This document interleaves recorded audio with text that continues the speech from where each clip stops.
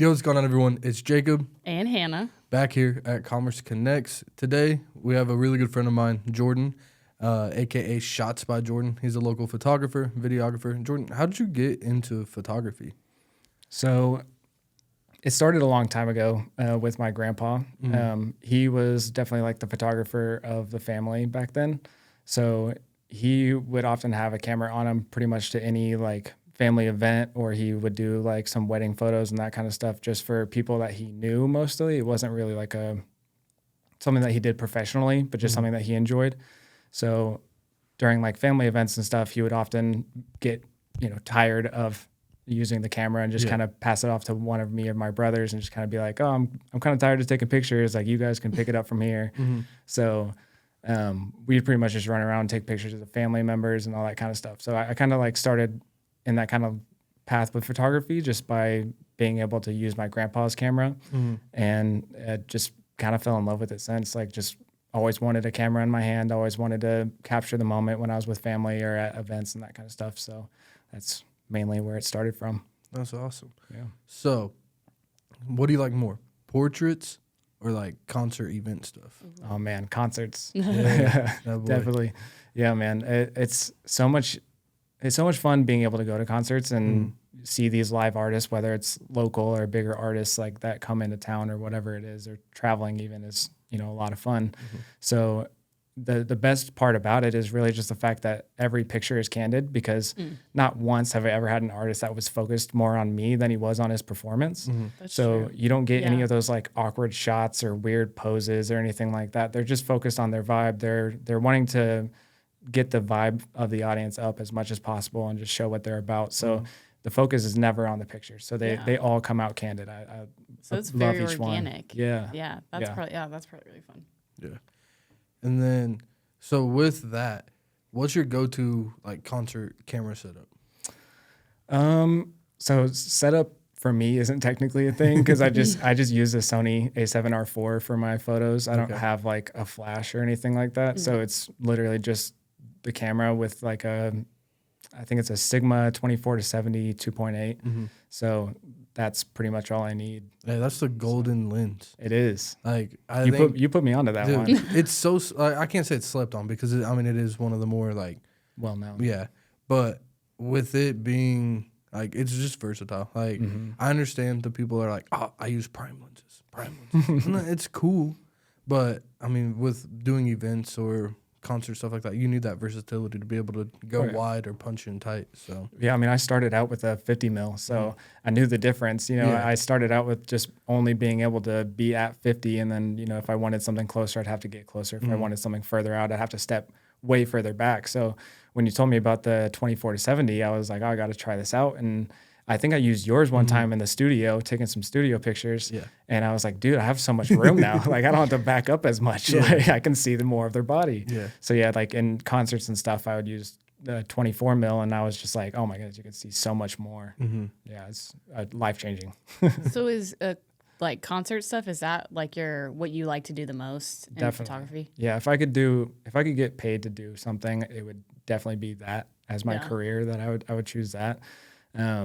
It's just a lot of fun being able to go and listen to people perform, like different people's music. Like I said, if it's bigger artists or smaller artists in Wichita, it's just fun to be able to go out and see them perform their music live.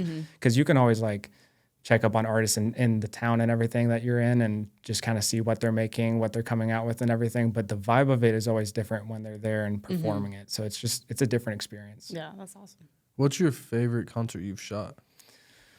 Oh man, that's hard. Probably the one with Plainview Kit and Ty VG, bro, because the energy on that one was just different. It was different. It was a good time. Yeah. I mean, I can even speak on that one. Like, it was insane. Like, seeing, Big Bro. Like, we've been watching him perform in all these different venues, and then watching him go out on stage like that, and was there like 5,000 people? Yeah.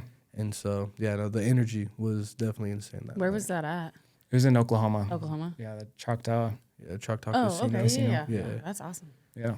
That one was definitely insane. What got you into that type of photography? Like, what was your first into shooting like concerts and artists? Oh man, that was probably from So there's an artist named Artist Unknown. I won't say his real name because he won't like me shouting him out. But he basically is somebody I used to go to high school with, and he just kind of like posted on a Snapchat story that he was going to be doing a pop-up show at the Donut Hole. And I was super interested by that. And I was like, I've listened to his music a couple times and I like his music. So I'll come out, just bring my camera because, that's kind of what I do. Yeah. So I just showed up and started taking some pictures. And I'm not going to lie, they were trash. They were not good because the camera did not do well in low light. So they all came out super grainy, couldn't really see much. But that artist saw the pictures because I sent them over to him and he was just like, I like your eye. Like I can tell that you have a good eye for photography. So I want you to keep coming out to these. I plan on doing more. So that's kind of what got me started in that. And I fell in love with that sense, just all the flashy colors and the lights and the people jumping around, dancing and artists performing. Yeah. Do you have like a artist that if you could choose anybody, like a artist that you if you could, go on tour, or even do one concert for, who would it be? Oh man. Or you can name a couple, but who's like the top person that you could see that's like a dream? So I like Post Malone. Okay. But he's lately switched over to country more, and I just don't like country. So maybe Post Malone like 10 years ago or something. But he's got a lot of just. His vibes are always just unmatched on the stage and everything. Yeah. He always brings his all. You can tell that in each song, he's really trying his hardest. So I always appreciated that. And his photographer is somebody that I look up to and like his style and everything as well. So I've always been seeing his pictures for a long time and just knew his concerts were, cool to shoot because of that. But yeah, it would probably be him or, honestly, probably just somebody local, just, Plainview again. Like just if I could go on tour with him, that'd be awesome. Yeah, that's cool. Yeah. So piggyback on that event or like festivals. What is there any like specific festival like Coachella stuff like that you would want to? I think Rolling Loud is probably the one. That's a good one. I there's a guy that I know that does photography and he's based out of Kansas City, Missouri, and he has been doing photos for Rolling Loud before. They have like a fair relationship and everything. So I've seen his pictures from there and it always seems insane. Yeah. Just like the stage setup, the artists that they have out, the crowds, the fireworks, like the pyrotechnics, like everything, just down to the T. It looks like a lot of fun to shoot. Yeah. No, I've never shot one. I've been to one and it was, like I was definitely mad I didn't take my camera because even from the crowd, like, I mean, even if you're like within there, I mean, if you have a 70 to 180, I mean, you can get great shots. Yeah. And it was just, the energy and watching them all perform, it was insane. Yeah. So I'm not really in obviously the photography industry, well, a little bit, but not, personally. Right. What steps does it take to get booked for a gig like that? Like what's a path that you would have to go through? For like a festival or just in general? I think just like really, just generally to get to, the set that you want to be at. So I would definitely say just doing a lot of work on the back end and getting some portfolio under your belt and some experience, because that makes a world of a difference. If you're trying to get into somewhere bigger, like a bigger venue or something, you want to be able to show people that you've done this before. You can't really just jump into it with no experience or without any portfolio. So if you have local artists that have any type of performances coming up or something, and then just hit them up and just be like, I'll come out and shoot some pictures for free, because I did that for a long time. Just hitting up artists that had cool sets or something, or shows that I wanted to be a part of, and I just say, hey, if you need a photographer, I'm willing to be there that night. I won't charge you anything. I'm just there for the experience and the portfolio, and it's helped me out a lot. Nice. So. That's the way to go. That's what like people always ask is how. Yep. That and then shoot DMs. It's not.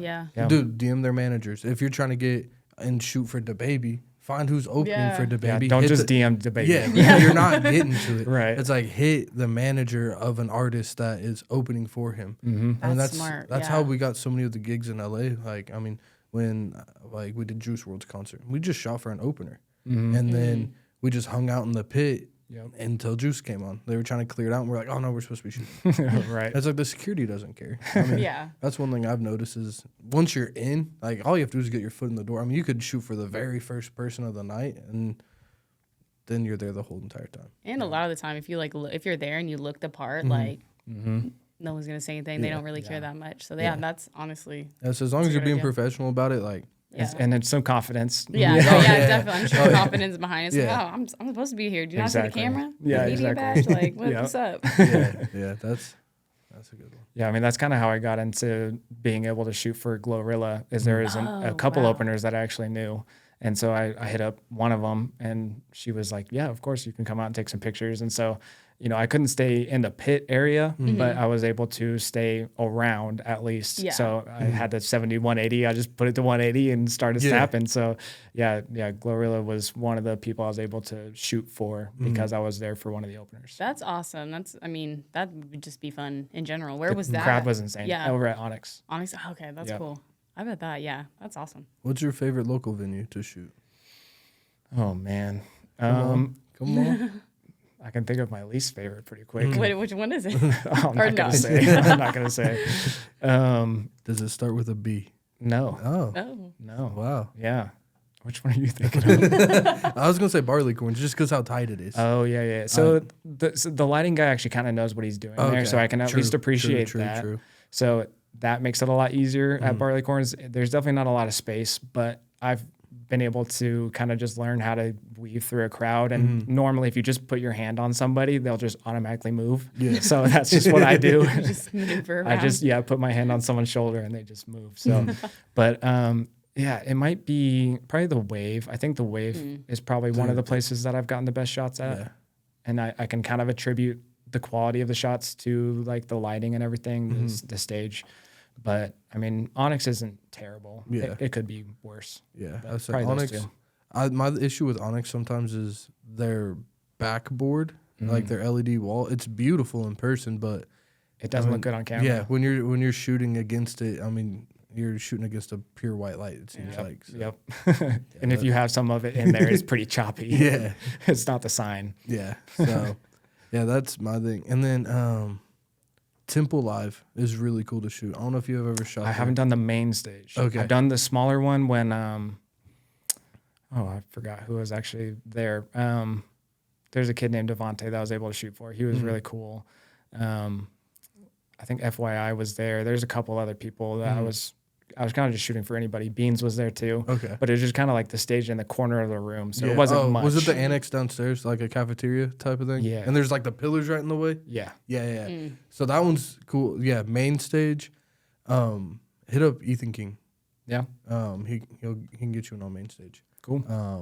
Because that one is like their lighting is always just perfect there. I've seen some pictures you've taken there before, and I was like, dude, that looks awesome. I really enjoy them. And then, because also if you can get in with them, they have their venue in Arkansas. It's like 6.5 hour drive.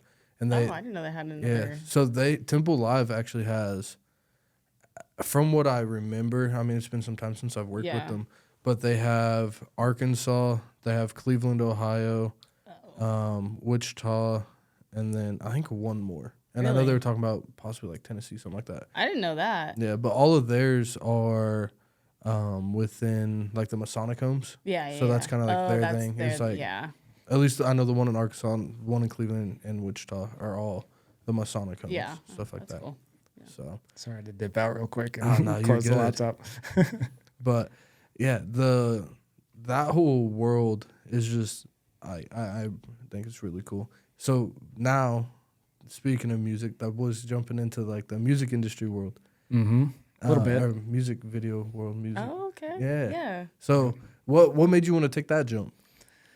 Well, obviously it kind of goes a little bit along the lines of just enjoying being able to hear like new local artists and everything. So honestly, music videos in their most basic form are pretty easy. When it comes down to editing, it gets a little bit more difficult, but I mean, you're pretty much you're on one song the entire time. You can hear the song before, so you can plan your locations, you know what kind of shots you want. You can, build a shot list pretty easily, or you can build a story around it, whichever you prefer. And then it's pretty much just lining those shots up that you get with the music and putting in what you like. So it's not, it's not incredibly difficult at its most basic form, but when it gets into the editing and the coloring and everything, that's when it starts to get a little bit harder. But I just know a few people that are in it and they really enjoy it. And I figured, why not dip my toes into it and see how it goes. Yeah, no, it's a good time. I really enjoy doing the more like scripted music videos, stuff like that. You can build a pretty good story pretty quickly. Yeah, I really think the run and gun stuff is cool. Like there's certain people that I've like killed that lane. Yeah, I mean just off What's top of that? So it's like no planned locations really. It's just you shoot up, you show up, you shoot, and then you go. Like there's no storyline to it. It's what you see like a majority of the lower budget music videos. Or like the quicker stuff like that, or if an artist is just trying to get this like song out, just done. That's what they're gonna typically do. And I mean, there's people like even like Black Boy JB. Like a lot of his stuff is more of like that scripted style. But then you look at like an NLE Choppa. A lot of his stuff is that run and gun. Even like the baby dances that line, like where you can tell that he goes on a run when he films. So it's like he's shooting 4 videos in a month and he got 3 running guns and 1 planned. Oh, okay. So it's just different how like concept of video, I guess. Yeah. But me personally, it's like I've gotten to the point now where if I'm going to do a music video, I want it to be more of that scripted storyline. One, because I honestly suck at editing. Like, dude, well, that's not true. I was gonna say, wasn't that like your main thing? It was for a while. But like, he's being too humble over here. Dude, no, I just had a talk with Kid about it today. Like, but I'm not a music video editor. I will admit to it. Like we always joke, like Jacob got no rhythm. like when it comes to my cuts, like I know how to cut to a beat, but sometimes a rapper's cadences that's not necessarily like on the 808s. It's not on the hats. So like Kid is always just clowning me about that. But and then it like also the effects. Dude, I'm the type of guy where I don't care for like the VFX and stuff, like all that extra stuff. Like I can learn how to do it. Like there's been a couple videos where like I've had to learn because that's what somebody wants, but it's just not my cup of tea. It's not something that you looked for in a video. Yeah, it's like I'd rather have to stress more about the color being perfect than this flash. And all those different transitions. So agreed. Do you plan on staying? Like, would you want to stay in like the music video lane, or are you just kind of? I think at some point I'd like to be able to just be picky about the music videos that I take. Like I have a very specific just idea in mind, I guess, for my videos and what I'd like to do with them. So kind of just back to what I was saying about hitting up smaller artists and just saying, let me come take pictures for free. It's kind of the same thing of just, I'll take any clients right now. I'll do these music videos for a cheaper price, whatever it is, and kind of get into my own niche, figure out what I like, figure out exactly like the basics of shooting a music video on my own, and then being able to kind of just, get it down into what I actually like in a video, what I actually want to see. Because like you were saying, you don't like all the flashy edits and all the weird stuff going on in the background, whatever. Yeah. I'm not that way either. Yeah. Like I like very cinematic videos and I would rather do like a slower song than a rap song. Yeah. So it just kind of depends on each person. But for me, at some point I'll probably just be very picky about what I do. That's one thing like artists, I really wish that they would like understand is like not every video director and like cinematographer, camera guy, whatever you want to call them, is the same type of person. Yeah. Like there's some that will come to me and be like, hey, I want this type of music video for this budget. And I'm like, dude, you just sent me a video that easily was $60,000. Right. And you want to do it for $600. Like, let's make this make sense. And then, so it's obviously like taking that and like trying to build out those puzzle pieces and whatnot. But like the whole, just people not understanding that videographers are just, they're not all one and the same. I think it's like a really important thing that people need to understand. Definitely. Yeah. I think everybody kind of builds their own style over time and there's certain things that people want, like you were saying, but at the end of the day, someone who enjoys that type of video is going to be able to execute it a whole lot better than, somebody who doesn't really care about that type of video as much. Yeah, 100%. So you do obviously you're at a lot of events locally. Yeah. Is that something you like to do? Is shoot events and people? Yeah, I mean, honestly, what I always say is if I can have a camera in my hand and I'm getting paid, I'm having a good time. Like, it doesn't really matter what I'm shooting. It's going to be fun. So a lot of the events that Festive ICT does, well, pretty much everyone I have a good time with. There's, maybe been one that was, all right. But all their mainstream ones are always a good time. The Taco Fest is coming up. The Shop and Grubs are always cool. A lot of cool people come out, a lot of cool like vendors coming out and everything. And it's, 90% of the time the weather's good. They have those Sundays where there's a lot of people who have extra time during the day to come out. So there's just a lot of people, a lot of good vibes, good weather, good food, good products, all that kind of stuff. So it's always a good time to just be in that for a few hours and just shoot around. Yeah. So what's like your favorite Festive ICT event? Man, I think it might be Brunch Fest so far. Ooh. Yeah, because it's just hot take, bro. Hot take, I just Brunch like Fest. so I'm like a morning person, so I like breakfast foods, and so just like I don't know if it was I've only done one, so maybe that's why. Yeah. But it was just a good time. Like everybody was really happy. Like it was just like really good foods around and everything. Just cool vendors, and it was a cool spot too. Shout out Brunch Fest though.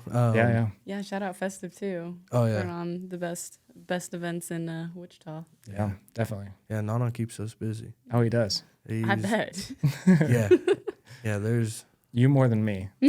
Oh yeah. I'll talk to you after this. We gotta. I need you for some stuff real quick. But speaking of festive stuff, you said is the Shop and Grub Sunday? Yeah. So Shop and Grub this Sunday, May 19th, 11 a.m. to 4 p.m. It's gonna be a good time. Catch Jordan and I out there. Probably Hannah too. I'll be there too. So hanging.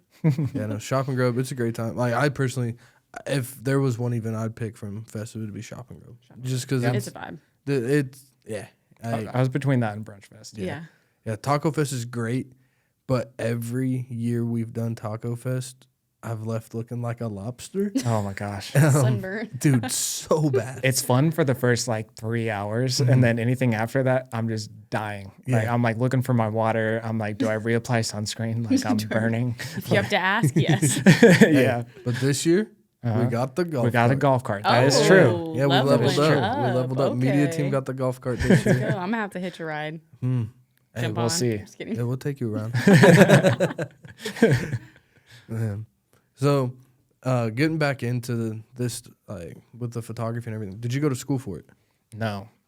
I just kind of picked up the camera and learned it on my own. So I guess I should probably specify, like I did take a couple classes for photography when I was going to Derby because they offered them, but it wasn't anything that like taught me anything more than what I already knew. It was just because I knew I was already interested in photography, and I was like, this is going to be an easy A, basically, So technically I had some classes in high school for it, but it was just the basics that I had already known. Because if you just pick up a camera and mess around with it for a while, or nowadays you can just watch a couple YouTube videos and you'll be good. If you just understand what the ISO does, the aperture does, and your shutter speed does, you can shoot on manual. It's that easy. Like it's that quick. You just have to go out and learn your camera, know its capabilities. Like when I'm shooting with the DSLR, like on mirrorless, it'll show you when you change your settings on the screen what it's going to look like when you take a picture, whatever it is. On DSLR, it doesn't show you that. So you basically have to set your settings, take a picture, check the picture, and then see if it came out right. So when I was shooting on DSLR, it got to the point where I could just kind of look at a spot and be like, oh, it's 3200 for the shutter speed, and I want 3.5 for my aperture because I want the depth of field to be this specific, and then ISO I usually left around like 100 to 400 and just shoot, and I didn't even have to check it. So if you just go and like learn your camera, like it makes it so much easier, especially later on down the line if you decide to go to mirrorless, or if you start out in mirrorless. It's super easy to pick up, in my opinion. That's one thing I always suggest to people when they're like, oh, I want to go to college for this.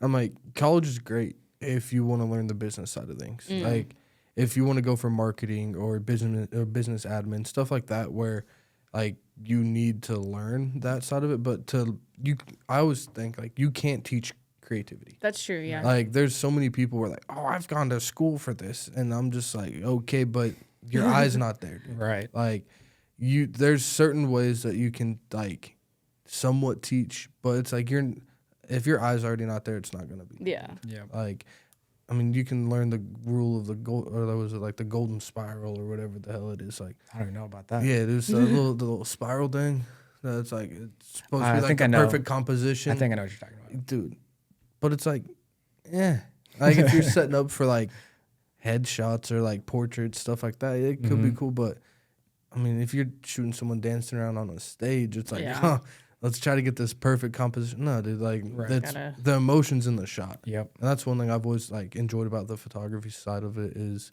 like capturing that emotion. Yeah. So you said stuff about business side, just because I'm curious.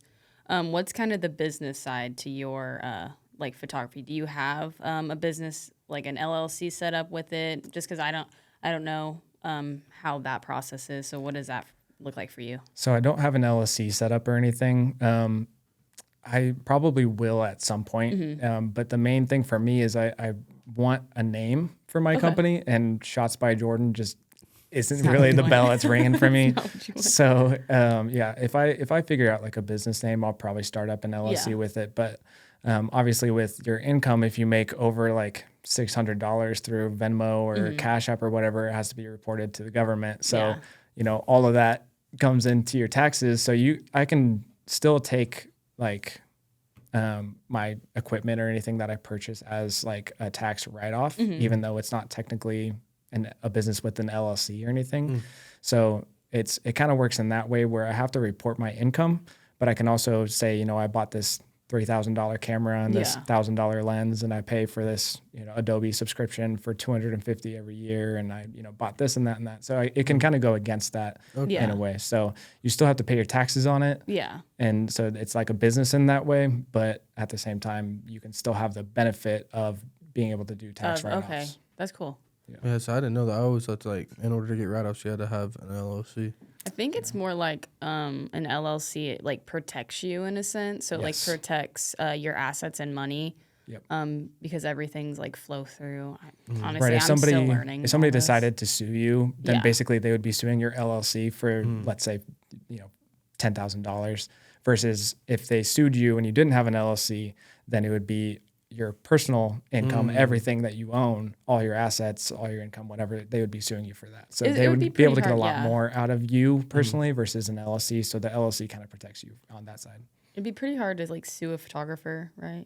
I can imagine. I don't think there'd be a lot of lanes. People are pretty picky sometimes. I don't know. There's been some photographers out there that it's like, I guess the only grounds that they could really get sued on is like, if there's a contract in place and they didn't deliver upon said contract, or you pay me $500 to show up to your event to shoot, and I don't show up to shoot your event. There's also a lot of things with like the rights to the pictures and everything. I've seen a lot of debates about that and whether a photographer can use it for however they want or if the client can use it for however they want.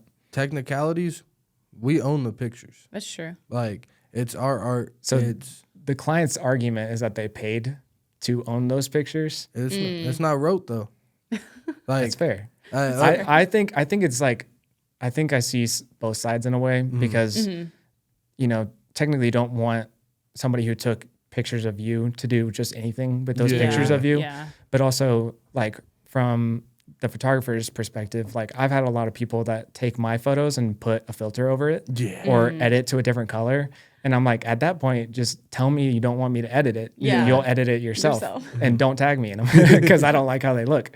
That would honestly be so frustrating. Like you spend time editing a photo and then someone throws a filter on it. It's like, all the time. Because then it's just like, it's a lot of hard work. And I got that picture how I wanted it to look. And like in my mind, you hired me for my eye and my creative ability.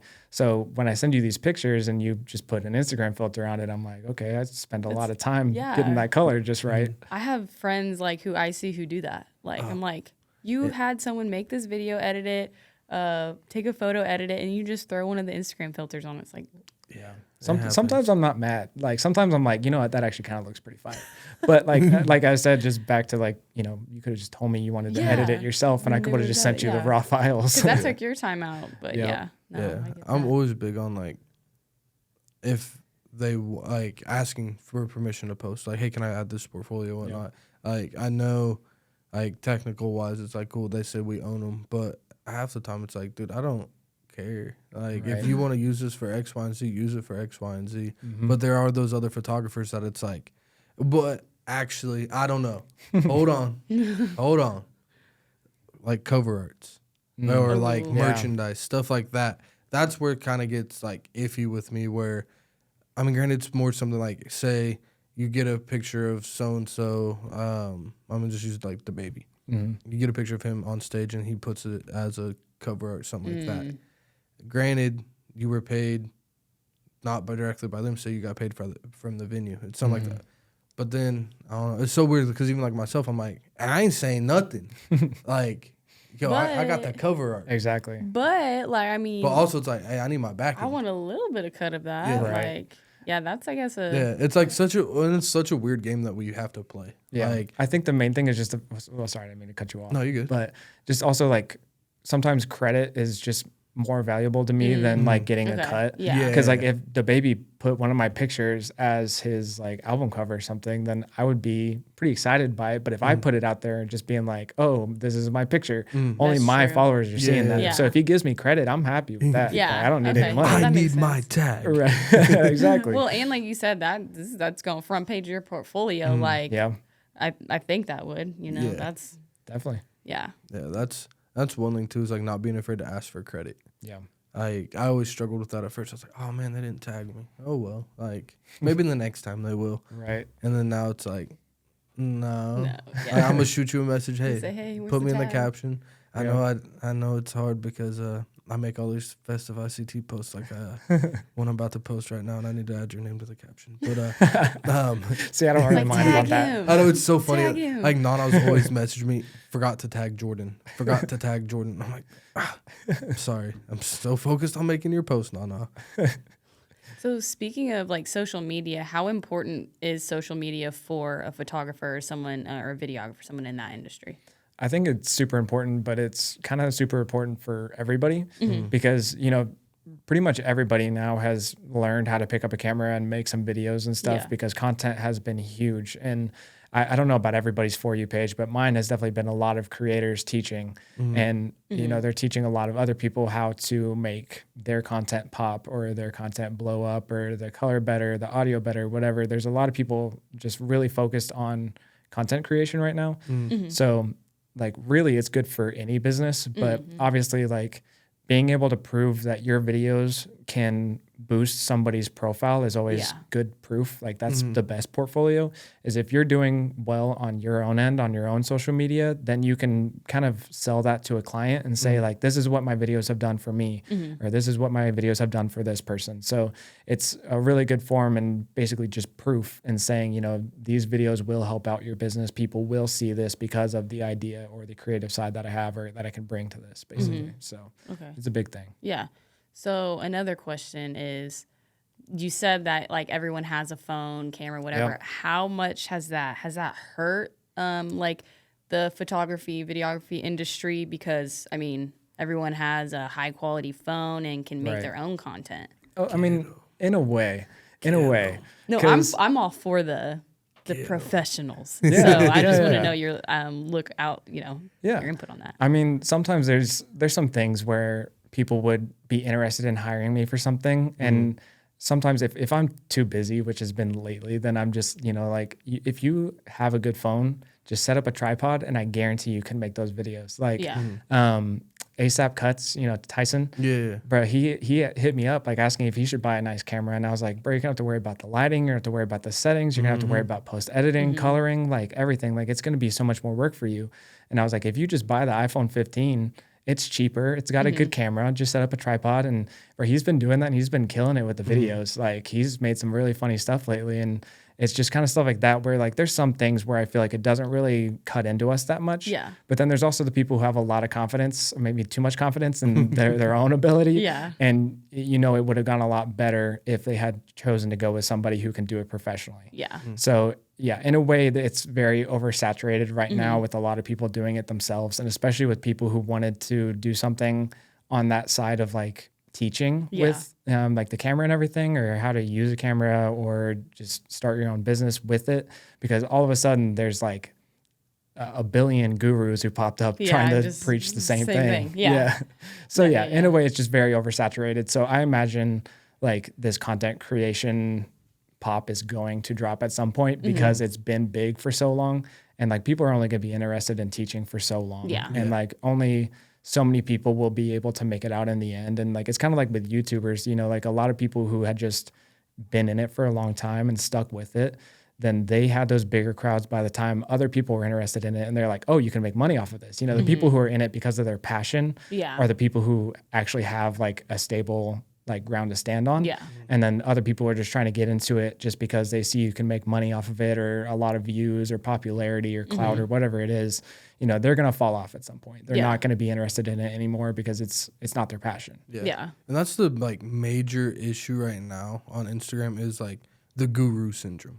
Like they're especially like I actually just noticed it recently. My reels on Instagram has been recommending me like crocheting videos. Don't know why, but I watch them, so that's why they keep giving them to me. But I went to go look at this girl's page, just like I clicked her link to see like how much this product was, and it didn't take me to a Shopify of all of her stuff. It took me to a page where she was selling an ebook on how to crochet. Oh man! And I was like, hold on. Yep. And like I looked over at Bailey, and I'm like, whoa, so this realm has jumped over into the crochet world. And she's like, yeah, no, like I'm noticing a lot more people are doing that. And I'm like, the whole guru this, guru that inside of like the like social media world right now is just insane. Like it's a lot of like Thad and I talk about it. Right now it's coaches teaching people how to be coaches to coach people. Literally. Like, it's a pyramid. It's literally the pyramid thing where like I've done a couple discovery calls with mentors, and like I'm explaining like, no, like if I was to teach somebody, I want to teach other videographers what I know and like do that realm and like really mentor that way. It's like, no. What you need to do is like you need to become a coach to coach people on how to coach. I'm like, no, I don't know how to coach people. That's why I'm coming to you. I don't want to know how to coach people. It's like I want to come to you to like get mentored on how to grow my business. Yep. So I can then teach people how to grow their business. Not, I don't want to teach people how to coach. Like, it doesn't make no sense. And that's kind of where, nowadays, that's all I see on my personal page too, is just, if you want to grow your business today, do this. And you go check out their page and they have a couple hundred followers. They're not getting the engagements and everything. And that's kind of like, I mean, I fell victim to it myself. Like, I tried that route where I was just like, cool, like, let's just teach people how to grow their businesses. Do the research, learn all this other stuff. But then I started realizing real quick, like, I don't have solid proof. Like, I have a couple companies that I've worked with that have done really good numbers, but it's like I didn't have screenshots of analytics. Like, I had certain things. Like, I took a screenshot when I start working with people, and then when I exit or if I'm still working with them, I keep screenshots of that, but it doesn't show proof to like what I've done. Right. And so it's one thing, like more and more recently, just tracking every single thing that you do for these companies to prove that growth. But that's the whole Instagram realm right now is pretty insane. Yeah, there's a lot of people who are like, buy my course so you can make $10,000 consistently every month, or buy this LUT, or buy this like editing package, whatever it is. Like, there's so many different things that people are trying to sell.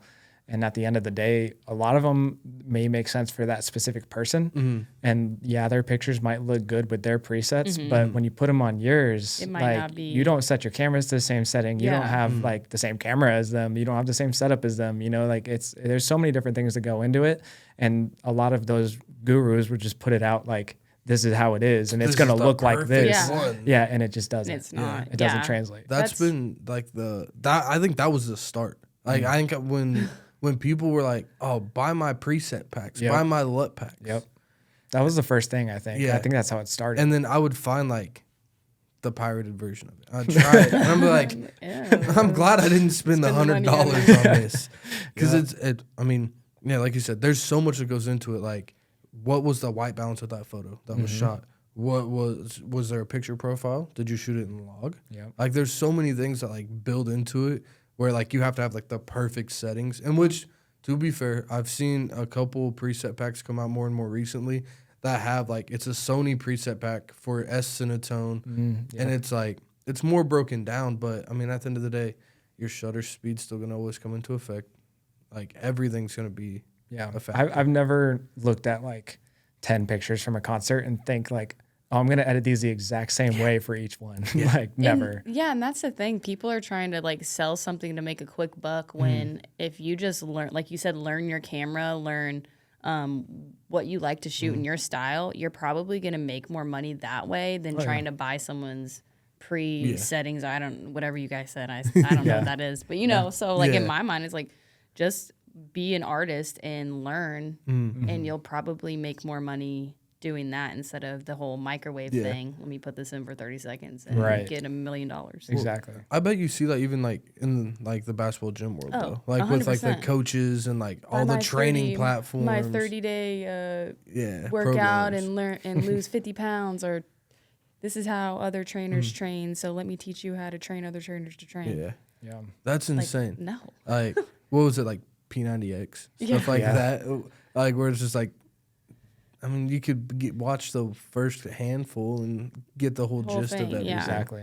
I feel like, if you just, especially in things, if you just are passionate about something and do it to the best of your ability, like the outcome is going to be far greater because the positive energy is going to be within that. It's definitely consistency. Yeah. Because I personally, if I see something that I like, if I see somebody's style that I enjoy, my first thought isn't, I wonder if they're selling a preset pack. It's, it's like, how can I make that myself? Yeah. And how can I make it my own?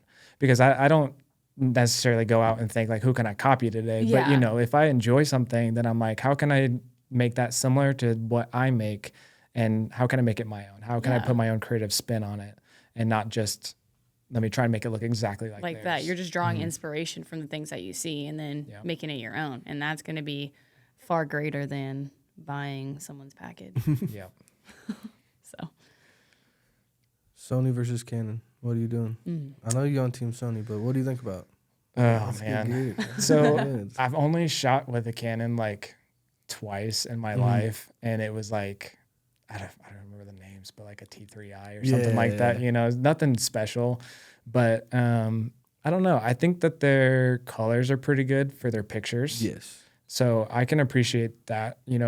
Destiny, she shoots with a Canon and she gets some great shots. So I think it depends on how you use it. Again, it's just being able to know your camera. Like you can really do anything with any camera as long as you practice long enough and try hard enough. But yeah, I think I'm more Team Sony. Yeah, 100%. So are you a Sony? Because I see Sonys everywhere. everywhere. No, they are definitely Okay. Sonys. I'm the same way too. Like Canons, I love their color profiles. Yeah. Like, I mean, a lot of the stuff that I do mimics that profile. I mean, our whole wedding profile that we built out is based on Canon colors. And they also have really good glass. Yeah. Their lenses are good. Exactly. But when it comes to the video side of things, I'm like, if I need a versatile camera, I'm going to go Sony. Because like the A7 IVs and like those, I mean, you can swap back and forth like super quick. And then when it comes to just pure video, obviously the A7S IIIs, FX3s, stuff like that, like those are just more, to me, they're proven. Like the C100s are cool. Yeah. But I definitely, Okay, question, because I don't know anything about this. Mm-hmm. So if you're like going out to an event, like, and you take that camera, is that like more for like photos, videos, or does it switch? This one's a video camera. So it's an A7S III, so that's built more towards video. My A7R2 is the one that I use for photos because that one's got like 64 megapixels or something like that. So its sensor has a lot more pixels in it, so it can pick up a whole lot more. It's made for billboards. Oh. Yeah, or magazines or big prints or whatever. But yeah, so this one definitely does a lot better with the video side, and it has like the dual native ISO, which I know you know what that is, but it can if your ISO goes up too high, then it can get really grainy. Okay, It won't look as good quality. So on this camera specifically, it has a higher ISO that it looks like it's lower. Like it doesn't look like it's actually as high as it is. So you can get a much brighter picture out of it and not sacrifice like your shutter speed so it doesn't look super choppy. Yeah. Or, if you're wanting to have a little bit more aperture, if you have multiple people that you're shooting for and they're going to be in different, and one's in the foreground, one's in the background or something, you need that higher aperture. It's nice to be able to bump up the ISO and not worry about the quality going way down. Okay. So like if you're going to an event, do you take multiple cameras? If they're wanting me to do both, yes. Okay. Yeah. Different tools. Yes. Yes. Well, hey, but I won't discredit the A7S3's photos. Oh yeah. Like I've used it for photos before. Dude, for simple, like just Instagram posts, they work. Even just outside. I mean, I've used it outside before, and I'm just like, I'm not mad at it. Yeah, I don't need anything there's been crazy. a couple times where I'm like, like, if, like at weddings, stuff like that. People are like, oh, quick picture, real quick. All right, yeah, cool, let's do it real quick. And it turns out like I used to always be like, no, 12 megapixels. No, phones are better than this. And then I'm looking at it and I'm like, I mean, if I'm just putting it up on Instagram real quick and like I didn't have a chance to grab the A7 IV to like swap back and forth. Yeah. I guess people would like at a wedding, if you're over there, like if you're taking a video and you have a camera that's more towards video, I wouldn't know the difference. I'd be like, take a picture. Oh yeah. And so you probably get that Dude, a lot. we get that. Oh, all the time. Yeah. Like, and I'll even be on the gimbal. I'll be sitting there like moving, and they're like, "Oh, can we get a picture?" And I'm just like, "Sure." It's so much harder on a gimbal too. Yeah. Oh, I bet you're like, Well, it's just like there's been some times where I'm like, just press the button. I'm like, "All right, we're good. Yeah. Go on." just next. Yeah, but there was one time I did that, and then they were like, "Oh, let us see it," and I'm like, "Oh." It didn't take. Yeah, I guess I didn't press it. All right, let's take one. Okay. But there's times where it's like, I mean, people don't understand. Yeah, they wouldn't know. I wouldn't know. Yeah, they see a know. camera and they think, oh, you're a photographer. You're doing pictures. So That happens a lot at the hits parties that Oh, I do. bet. Yeah. Because there's just a lot of people who are just, further away. There's a lot of loud music playing, so they can't hear me. If I'm like, oh, I'm doing video, they're like, what? Take our picture. So sometimes I'll just do a video clip and export that clip if they really want it. Yeah. But or just flip it over real quick and try and take a picture. But that's a lot of the times, like I'm just trying to explain. I'm video, dancing. Because I mean, we even do that like at a shop and grub. Yeah. And you'll be taking a picture of someone, and then they'll look over at me. Yeah, pose up for you. Yeah, and I'm like, no, it's a video. Like raise your raise give me your, motion. Yeah. Do something. Give me a little. Or even at like hangover brunch, like there's people who are like just do like a toast. So I'll just snap pictures as they're doing it, and I expect them to just go up and back down, drink, whatever. And then they just stop at the top and turn and stare at us, and I'm like, he's doing video, like just act normal. Like I'll get the picture. That's awesome. That's funny. Yeah, the candid stuff is it's always, and I just get enjoyment out of it, especially like working with you. Like whenever you and I are on shoots together, it's just fun. Like that's like my biggest thing about it is like if you have a cool photographer, like say you're a videographer and you have a cool photographer that you can bounce with and like shoot like weddings. Yeah. That's my favorite thing, to have a cool. If your photographer's cool at a wedding, your day's so much easier. Yeah. Just because I mean, a lot of times for a wedding too. Like as a videographer, you just follow the lead of the photographer. They have the schedule of the day. They have everything planned. And this one I was just in Nebraska, the guy knew. He was like, all right, let's add motion to like a majority of these photos so the video comes out well. So, that's cool. But and it's one thing Jordan's picking up on too. So Slowly. Hey, he's getting there. We're getting there. But no, real quick, I know you got to get going. So I just want to say I appreciate you coming, sitting down, hanging out with us, and just chatting for about an hour. Teaching me some things because I learned a lot. Definitely, yeah. She's like, I still don't know what ISO means. But I'll figure it out. Or I'll just ask Jacob. Fake light. That's true. It's fake light. That's all you need to know. Fake light. Okay, got it. So, no, again, I appreciate you for coming on. Yeah, definitely appreciate you guys having me. It was a good time.